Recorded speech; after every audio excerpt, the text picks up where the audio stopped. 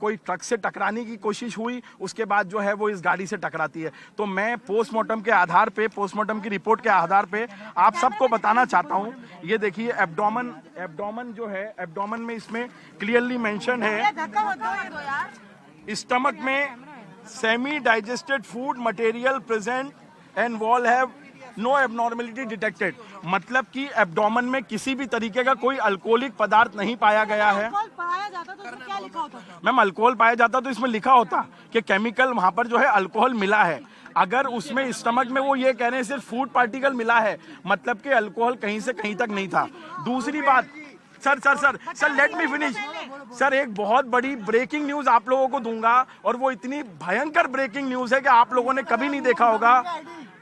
Postmortem report के हिसाब से अंजलि का जो ब्रेन है वो अभी भी मिसिंग है। जो उसका भेजा था, जिसको हम ब्रेन कहते हैं, वो 5 से 6 किलोमीटर की बर्बरता के बाद कहीं कंजावाला रोड पे गिर गया और ब्रेन जो है वो मिसिंग है। और ये ब्रेन मिसिंग होने के बाद में जब मैंने पोस्टमार्टम में देखा, इसको भी मैं आपको बताऊंगा, brain matter missing, brain matter missing. और डॉक्टर भूपेन चौरसिया जो भी बात करेगा वो तथ्यों के आधार पे करेगा, कोई निधारा बात नहीं करूंगा। जब से मुझे ये पता चला है कि मेरी बहन का ब्रेन ही मिसिंग है, अभी तक उसकी पोस्टमार्टम में ब्रेन नहीं मिला, दिल्ली पुलिस ब्रेन भी नहीं देख पाई, तो मैं इस मर्डर को अब सिर्फ मर्डर नहीं कहूंगा, मैं इसको एक नाम दूंगा जो मेडिकल टर्मिनोलॉजी में होता है, सैडिज्म मर्डर। सैडिज्म मर्डर मतलब होता है किसी को मारना एक अलग होता है और किसी को पेनफुल मौत देना अलग होता है। आपने सुना होगा एक झटका होता है और एक हलाल होता है। झटके में जो होता है एक ही बार में हम उसको मार देते हैं, और हलाल में हम धीरे धीरे धीरे करके उसको मारते हैं। तो यहाँ पे अंजलि के साथ जो हुआ है, that is not a simple murder, it is a sadism murder in which उसको धीरे धीरे पेन देके मारा गया है।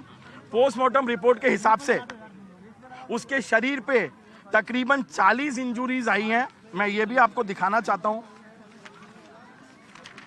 सारे मीडिया जो हैं इसको देखें। टोटल 40 इंजुरीज जो हैं उसकी पूरी बॉडी में आई हैं। इस 40 इंजुरीज में जो उसकी बॉडीज में आई हैं, इसमें तकरीबन 20 से 25 जो हैं वो ग्रेज्ड एब्रेशन है। ग्रेज्ड एब्रेशन जो टर्मिनोलॉजी मेडिकल में होती है, आप इसको इस तरीके से मान के चलिए कि जब 13 किलोमीटर में बॉडी जो थी वो घिसटा रही थी, तो जमीन और बॉडी के बीच में हीट जनरेट होती है, और हीट जनरेट होने के बाद वो एरिया जो है स्किन का वो जल जाता है। कम से कम बॉडी में 25 से 26 ऐसे मार्क्स है जहां पर उसको ग्रेज एब्रेशन हुआ है। 40 इंजुरीज टोटल नोट डाउन हुई हैं। अच्छा, पोस्टमार्टम रिपोर्ट में इस बात का भी खुलासा हुआ है कि some injuries are inconspicuous due to blackening, smudging and brush burn. Burn means जब ये 13 किलोमीटर की बर्बरता हो रही थी तो उसकी बॉडी और जो जमीन का सरफेस था वो इस तरीके से टकराया कि वहां हीट जनरेट हुई है, और काफी जो बॉडी पार्ट है वो ब्लैकनिंग भी हो गई है, जिसमें पोस्टमार्टम में वो सब चीजों का पता उनको नहीं लग पाया, कुछ ऐसे पार्ट्स भी हैं। अच्छा, इसमें जो फाइनल अच्छा, अगर मैं आपको चेस्ट के बारे में बताता हूं तो रिब्स जो है वो पीछे से एक्सपोज हो चुके थे, expose from the back, grinding effect of ribs, sharpening, और जो सबसे इंपॉर्टेंट है आपको जानना बहुत जरूरी है, दोनों लंग्स जो हैं वो बाहर आ चुके थे। लंग्स जो एक बहुत इंपॉर्टेंट ऑर्गन होते हैं किसी की भी बॉडी के लिए।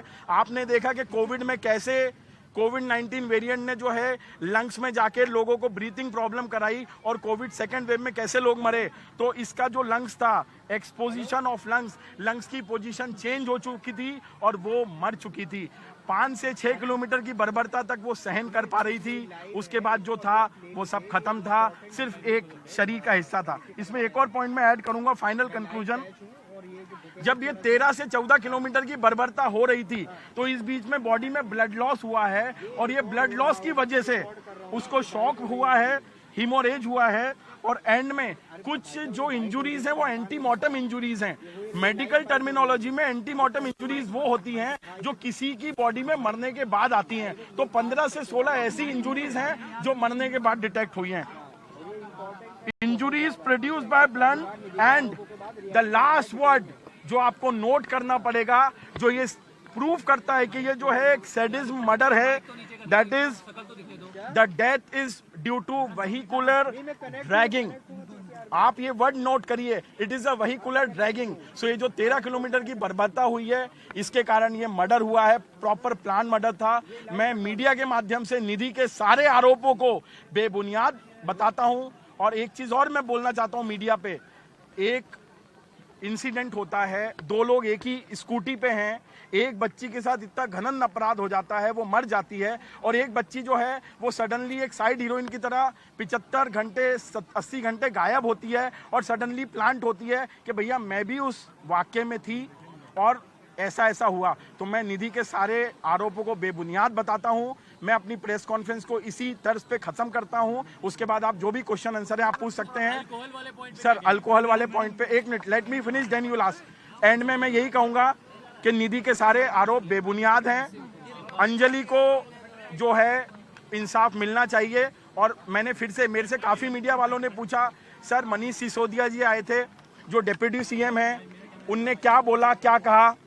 परिवार चाहता था कि जब कोई पॉलिटिकल नेता आए, एलजी साहब आए, केजरीवाल साहब आए या मनीष सिसोदिया जी आए, तो मैं उसमें इन्वॉल्व रहूं, मैं उनसे बात करूं। मैंने परिवार को ये कहा कि देखिए मेरी जो लड़ाई है वो सिस्टम से है, मेरी जो लड़ाई है वो ये दिल्ली के सिस्टम से है, चाहे ये केजरीवाल का दिल्ली हो, चाहे ये मोदी जी का दिल्ली हो। तो मैंने कहा वो आपका पर्पस है, उस पर्पस से आप फैमिली से बात करिए। मेरा सिर्फ एक ही पर्पस है कि अंजलि को इंसाफ मिलना चाहिए और हम अंजलि को इंसाफ दिलवा के रहेंगे। आरोप लगा, एक बार उस पर बताइए। डॉक्टर वो कह रही थी अंजलि ने शराब पी हुई थी, मना कर रही थी। सर देखिए मेरी बात सुनिए, हम सब बहुत एजुकेटेड लोग हैं।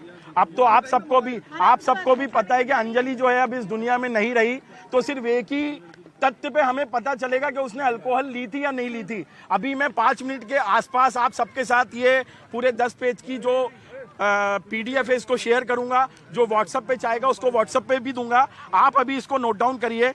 ये लाइन जो है, सर मैं दिखाता हूँ, ये लाइन जो है ये निधि के सारे जो आरोपों को जो है बेबुनियाद प्रूफ करती है। ये देखिए प्लीज, आप इसको देखिए, इसको लाइन अप करिए।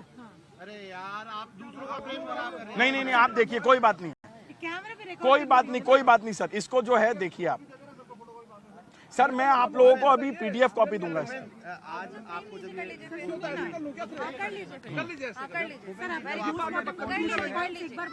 आप इसके बाद अब कानूनी लड़ाई की और लड़नी होगी। ठीक है चलिए धाराएं जो हैं सर, मैं फिर से इसको रीड ऑफ, एक मिनट।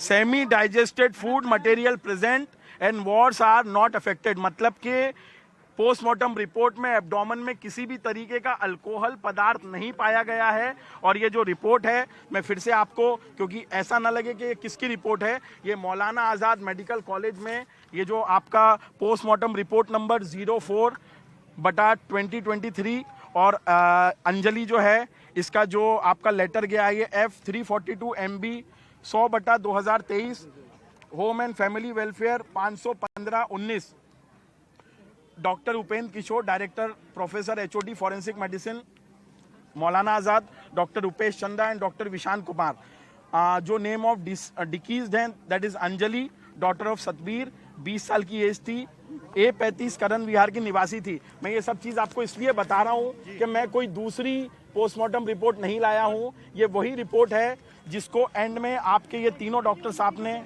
अपने सील और साइन के साथ जो है वेरीफाई किया।